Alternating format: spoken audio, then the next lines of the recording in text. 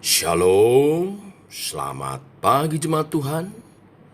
Berjumpa kembali dalam doa pagi online.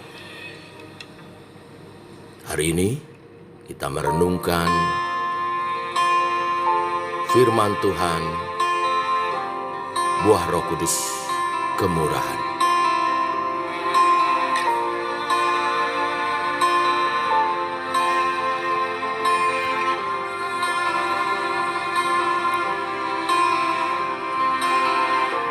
Berkat kemurahan-Mu.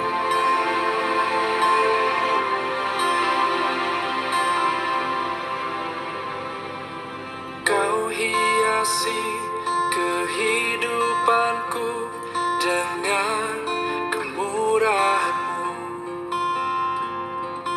Kau rancangkan masa depanku penuh dengan harapan.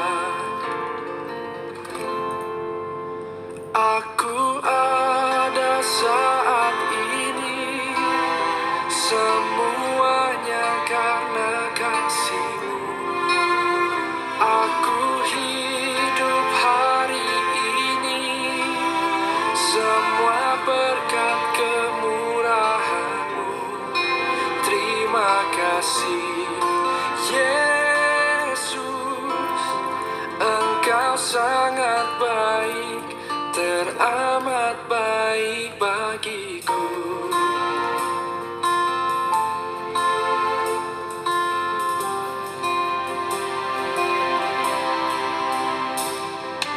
Kau hiasi kehidupanku dengan kemurahan-Mu. Kau rancangkan masa depanku penuh dengan harapan.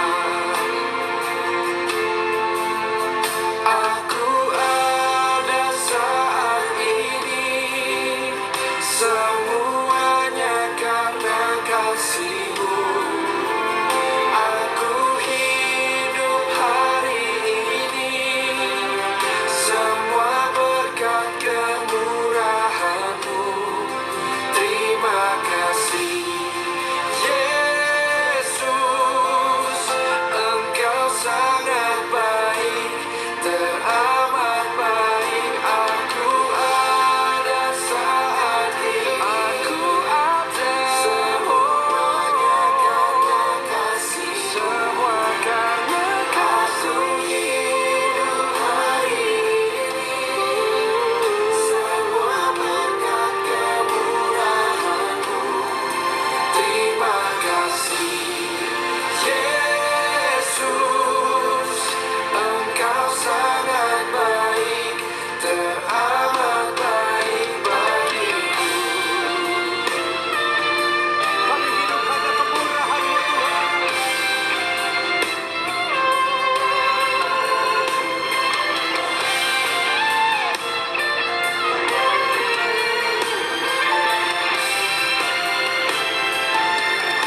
Mari angkat kedua tanganmu, sama-sama katakan. Aku ada saat ini, semuanya karena kasih-Mu.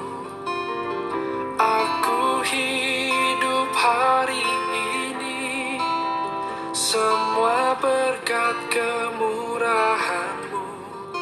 Terima kasih Yesus, Engkau sangat baik, teramat baik bagiku. Aku ada saat ini, semuanya karena kasih-Mu. Aku hidup hari ini, semua berkat kemurahan-Mu. Terima kasih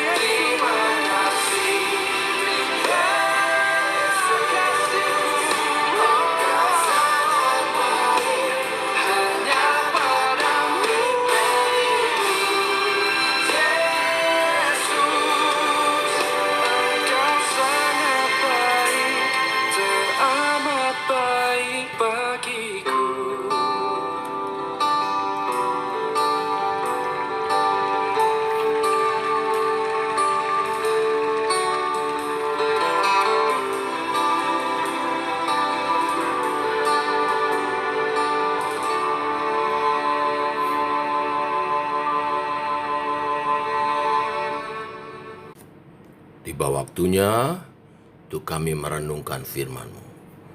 Firman-Mu adalah suluh dan terang bagi jalan kami. Berfirman Tuhan, kami siap mendengar. Dalam nama Tuhan Yesus Kristus. Amin. Bapak Ibu, kita lanjutkan hari ini. Hari kelima, rangkaian dari 10 hari doa pencurahan Roh Kudus. Kita akan menghayati buah roh kemurahan.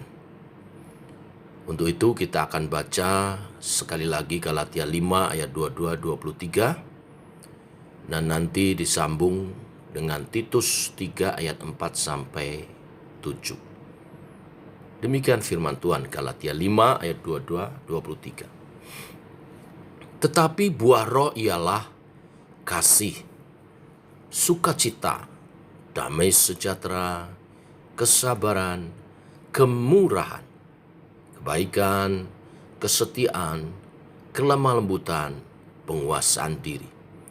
Tidak ada hukum yang menentang hal-hal itu. Bapak Ibu, bicara tentang kemurahan yang kata aslinya Krestotes, yang berarti kebajikan yang dipenuhi dengan kemurahan hati, di mana kemurahan membuat kita peduli kepada sesama dan bersedia menolong mereka yang membutuhkan, termasuk kepada mereka yang tidak menyenangkan kita. Buah roh ini mendorong kita untuk terus menabur kebaikan pada waktu orang lain menabur kejahatan sekalipun dalam kita. Memang sulit ya tetap baik kepada orang yang memusuhi kita. Tetap baik kepada orang yang berbuat tidak baik kepada kita. Memang sulit, tidak mudah, tetapi Roh Kudus yang tinggal di dalam kita akan memampukannya. Amin, Bapak Ibu. Nah, hari ini kita menghayati buah Roh Kudus kemurahan ini melalui Titus pasal 3 ayat 4 sampai 7. Saya bacakan buat Bapak Ibu semuanya. Demikian firman Tuhan. Titus 3 ayat 4 sampai 7. Tetapi ketika nyata kemurahan Allah, juru selamat kita dan kasih-Nya kepada manusia, pada waktu itu Dia telah menyelamatkan kita, bukan karena perbuatan baik yang telah kita lakukan, tetapi karena rahmat-Nya, oleh permandian kelahiran kembali dan oleh pembaharuan yang dikerjakan oleh Roh Kudus, yang sudah dilimpahkannya kepada kita oleh Yesus Kristus, Juru Selamat kita, supaya kita sebagai orang yang dibenarkan oleh kasih karunia-Nya berhak menerima hidup yang kekal sesuai dengan pengharapan kita. Bapak Ibu, melalui ayat ini dijelaskan bahwa kemurahan adalah bagian dari kasih Allah dalam karya penyelamatannya atas kita.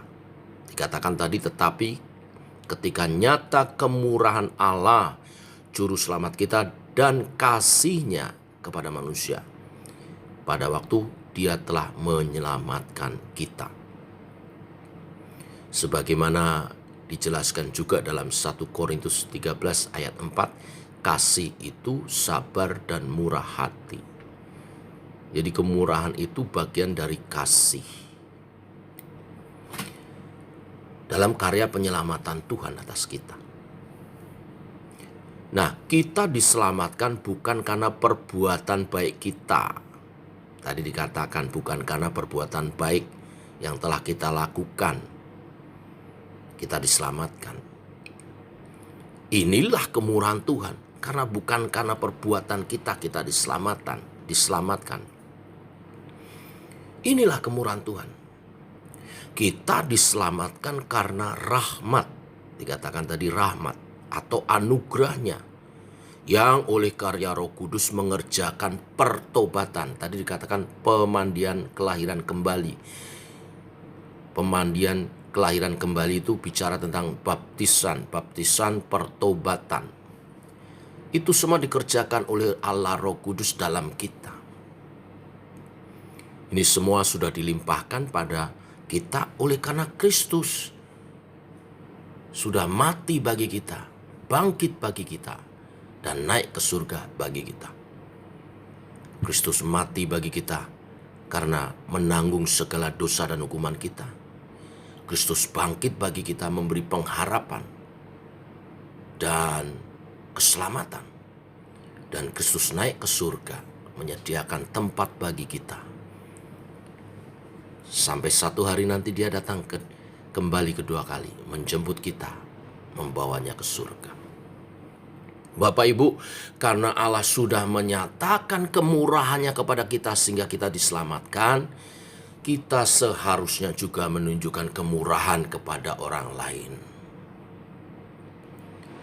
Oleh sebab itu, seru firman pada hari ini, berkemurahanlah kepada orang-orang lain sesuai tuntunan Roh Kudus, dan kita akan mendapat hidup jauh lebih indah dan berbahagia. Berkemurahan hati berarti memperlakukan orang lain seperti Allah telah memperlakukan kita. Saya beri beberapa contoh. Yang pertama, kemurahan itu menunjukkan pengampunan dan belas kasihan, bukan penghakiman. Dalam Yohanes pasal 8 ayat 1 sampai 11, kisah Yesus dengan perempuan yang dibawanya di hadapannya karena kedapatan berzina. Nanti baca Bapak Ibu Yohanes 8 ayat 1 sampai 11. Para ahli Taurat menuntut supaya perempuan ini dihukum. Yesus juga menghidupi Taurat. Dia tidak menyangkali, maka sesuai Taurat Yesus bertanya, siapa yang tidak berdosa silakan melempar batu duluan. Karena menurut hukum Taurat, orang yang kedapatan berzina hukumannya dirajam dengan batu sampai mati.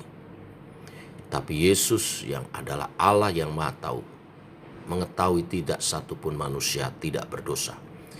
Karena firman Tuhan katakan semua manusia telah berdosa dan kehilangan kemuliaan Allah. Saat tidak satu orang pun merasa dirinya layak menghukum, Yesus pun berkata kepada perempuan yang kedapatan berzina ini, aku pun tidak menghukum. Padahal kita tahu Yesus adalah Tuhan yang berhak menghukum. Penghakiman adalah hak Tuhan. Tapi Tuhan Yesus menyatakan kemurahannya dengan tidak menghukum perempuan ini. Tapi dia berkata jangan berbuat dosa lagi. Kemurahan menunjukkan pengampunan dan belas kasihan, bukan penghakiman. Yang kedua, contoh yang kedua.